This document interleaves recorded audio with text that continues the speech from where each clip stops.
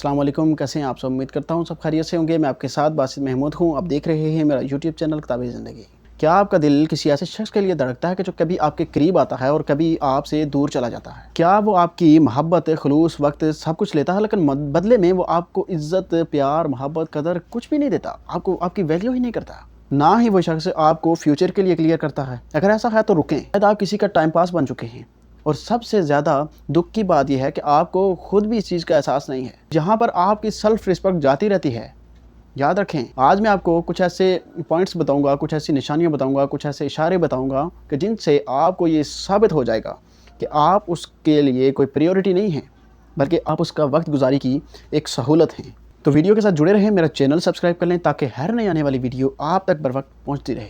सबसे पहली चीज़ याद रखें कि वो सिर्फ अपनी कन्वीनियंस के ऊपर दस्तयाब होता है। उस शख्स के लिए कोई दिन मुकर्रर नहीं है, उस शख्स के लिए कोई वक्त मुकर्रर नहीं है। जब उस शख्स का दिल चाहा तो आपसे बात कर ली, और जब उस शख्स की ज़रा सी मसरूफियत हुई तो आपकी मौजूदगी उसको बोझ लगने लगती है। फ़ारग वक्त की तलब को मोहब्बत नहीं कहते।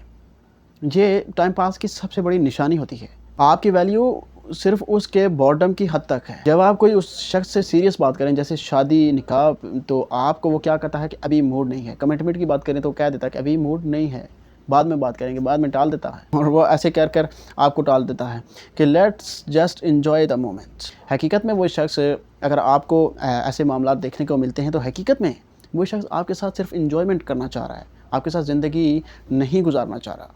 तो इस चीज़ के ऊपर ख़ास करके फ़ोकस किया करें कि कोई शख्स जो आपको अनक्लियर जो है ना वो चीज़ें आपके सामने हैं, तो आप क्यों अपने आप को तकलीफ़ में रख रहे हैं? ठीक है, ये सिचुएशनशिप में हैं आप। अगर ऐसी चीज़ें आपके सामने हैं तो इससे निकालना खुद को बहुत ज़्यादा ज़रूरी होता है। सेकंड चीज़ याद रखें कि वो शख्स सिर्फ आपको बोर होने के ऊपर याद करता है। जब उसका असल बंदा कहीं गायब हो तो वो आपको याद करता है। जब उसकी लाइफ में कुछ ख़ास ना हो तो वो शख्स आपको याद करता है, क्योंकि उसके पास कुछ और करने को होता ही नहीं है। तब फिर वो शख्स आपके साथ चैट करेगा, आपके साथ बात करेगा। हो सकता है हफ़्ता हफ़्ता उसका कभी मैसेज ही ना आए, हो सकता है कि महीना महीना लग जाए, कॉल ना आए, और आप उसके इंतज़ार में बैठे हैं। जनाब, आप बैठे हुए हैं कि वो शख्स मुझे मैसेज करेगा, और जब उसका मैसेज आता है तो आप भी जो है ना आगे से चौड़े हो जाते हैं कि हाँ भाई आज आ गया, और फ़ौरन से आप उसको पहले की तरह होकर बात करना शुरू कर देते हैं। और महीने बाद जब उसको आपकी याद आती है, आपको मैसेज करता है, और आकर वो इतना ढेर सारा मक्खन लगाता है पहले, ठीक है, और फिर जब उसकी रूटीन बढ़ जाती है तो वो फिर अचानक गायब हो जाता है, आपसे दूर चला जाता है। ये एक क्लासिक टाइम पास पैटर्न है। थर्ड चीज़ याद रखें कि आप अंदर से मसलसल एम्पटी फील करते हैं। ज़ाहिरी तौर पर वो शख्स आपके साथ है, आपकी केयर भी करता है, आपसे प्यार भी करता है, आपके हो सकता है कि वो साथ भी देता होगा, बाज़ दफ़ा वो आपकी केयर वाकई में भी करता है। लेकिन फिर भी आपको एक बात कभी कभी महसूस होती है कि क्या मैं उस शख्स के लिए वाकई ख़ास हूँ या नहीं। पता क्या होता है, क्यों होता है ये सब? ये इसलिए होता है क्योंकि आपकी केमिस्ट्री जो है ना वो मिसमैच है। आपके जो माइंड हैं वो रेजोनेट नहीं करते, आपकी जो फ्रीक्वेंसी है वो रेजोनेट नहीं करती, ठीक है। तो जब फ्रीक्वेंसी जो है ना वो रेजोनेट नहीं करती, मिसमैच हो जाती हैं चीज़ें, तो तब आपकी बेचैनी बढ़ती है।